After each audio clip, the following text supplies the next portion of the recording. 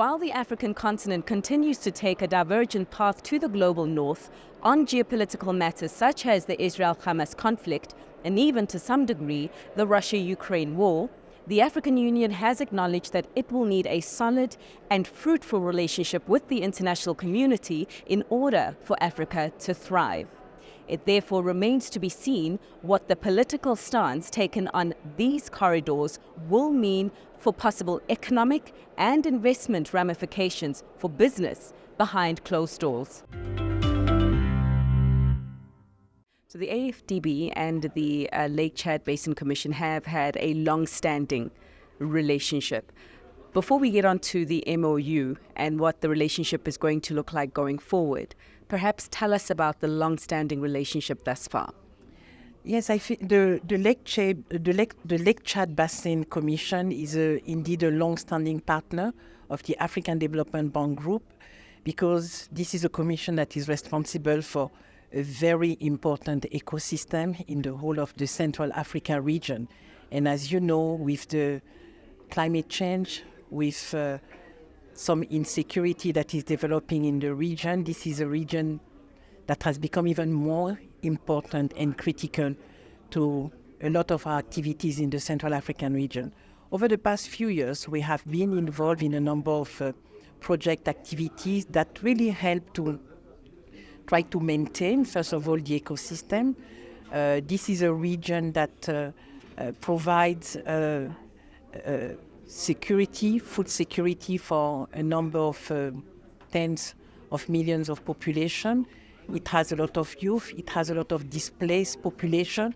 So for all of these regions and for all of these reasons, and because it speaks to the heart of what the African Development Bank does, which is really to promote economic and social development and ensuring that we do not leave any region behind, we have been heavily involved. So the investments to date in this region, working with the Lake Chad Basin Commission, amounts to about $241 million, and we intend to do much more because unfortunately the situation has continued to deteriorate. Mm-hmm.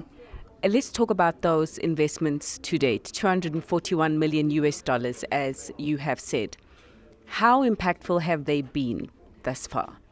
I think it has been impactful in the sense that we have focused on, of course, providing livelihood and economic opportunities to the population in this region. It is very important to do that. So we have seen a number of young population. I believe that some of the activities that we have done have also helped to some extent stem the degradation that we have seen. I did mention that this is a region that used to cover 25,000 square kilometers, and it has gone down significantly to less than 2,000 square kilometers. Fortunately, we are seeing a rebuilding of the water resources and the whole area that is covered, and I think the last figures that I was hearing was we are probably getting back to the 10, 15, 16,000. So it means that some of these activities, some of these investments have really helped to at least stem the decline that we had observed. But unfortunately, this is also an area that really welcomed a lot of population. The population in the region has quadrupled in the past few years, and that creates, of course, pressure on the ecosystem. So it's almost like a constant race, and we need to continue to invest and to be able to both protect the ecosystem, but also provide opportunities for the population that are living in this area. 2 million population, but really what is done in this area affects more than 50 million people. So this is what the signature of the MOU is all about. And so we have heard that the Lake Chad Basin is not only important for Africa, but it's important for the rest of the world. So let's talk about the MOU then that has been signed today. Tell us exactly what it means. I think with this MOU, what we would like to do is to even formalize a relationship that we have had with the Lake Chad Basin Commission for a number of years. We've done a number of projects together. So what we would like to do now is to have probably a more programmatic approach where we basically work on programs that we will implement over time.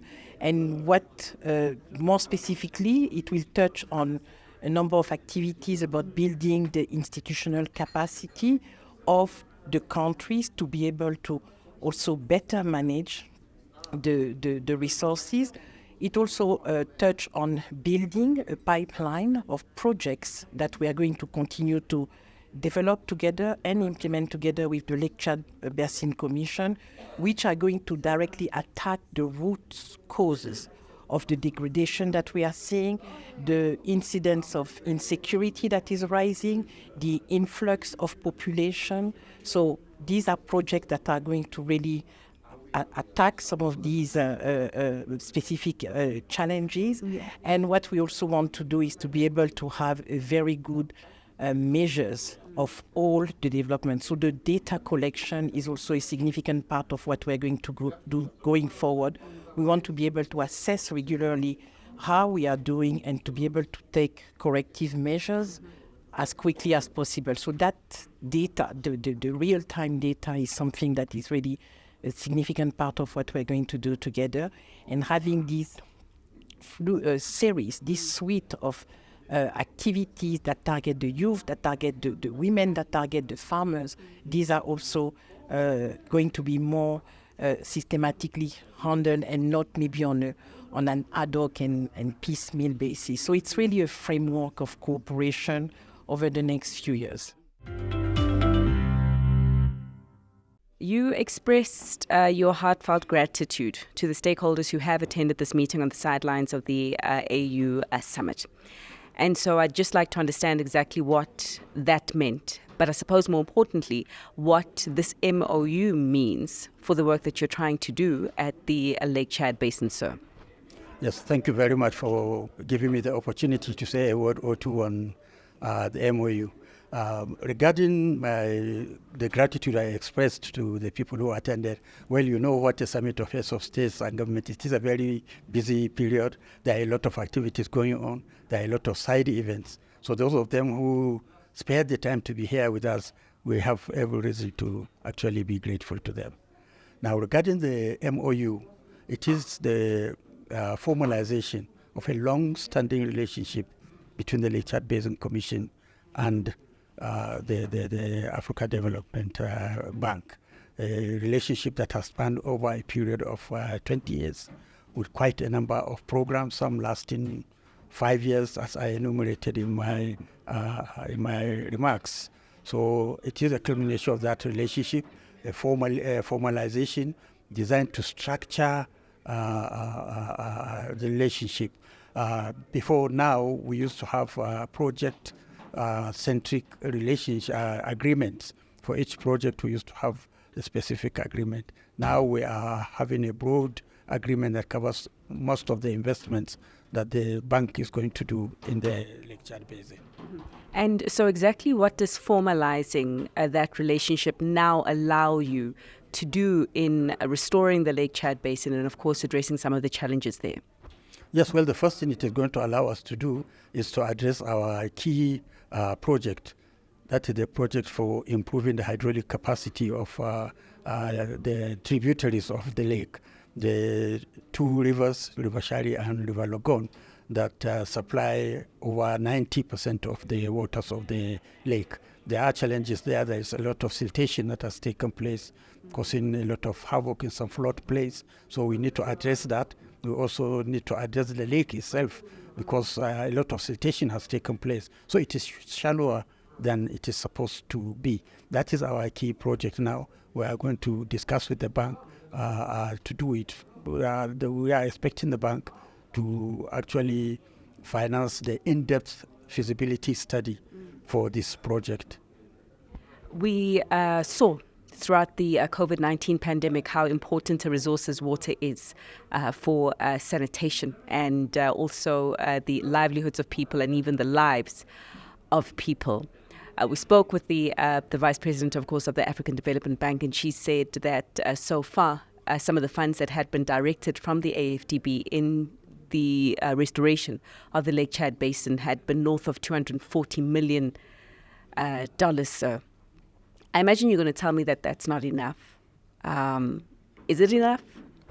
Well, we are very appreciative of the support that we get from the Africa Development Bank, definitely. But there are huge challenges in the Lake Chad Basin. I wouldn't say it is enough because we are still asking for more. So, yes, we have carried out those projects with the funds available, but the challenges are so enormous that we need more than just Africa Development Bank. We are calling on other partners to come on board and support, because the challenges are beyond what one partner can supply. You are aware of course, the menace of Boko Haram, and which was caused by loss of means of livelihood of the people as a result of the shrinking of the lake. Now it is picking up gradually, but there is a lot of work to do to restore normalcy in that area, to restore resilience among the people. And I mean, we heard that some of the young people are also being recruited by a lot of these militants. We heard that there's an increase in young people consuming a lot more alcohol and a lot more drugs as a result of the social instability in the region right now, which speaks to the importance of addressing it with urgency. So, but dialing back to the question around money and investments, you said you need more. How much more? No, I will not be able to say exactly how much more, but because of we have to first of all do this in-depth feasibility study. That is what will tell us how much intervention we need to do, where we need to intervene.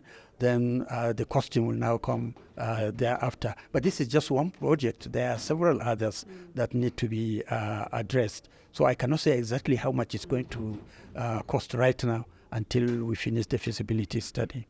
So it does sound like it's a number so big you don't have it on the top of your head right now.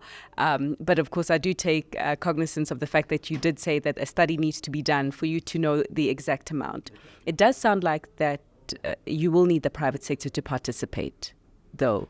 Is that the case? Absolutely. We will need the private sector to participate. It's supposed to be private sector driven. Yeah, so the governments alone cannot handle the enormity of the challenges there. So we certainly need the participation of the private sector.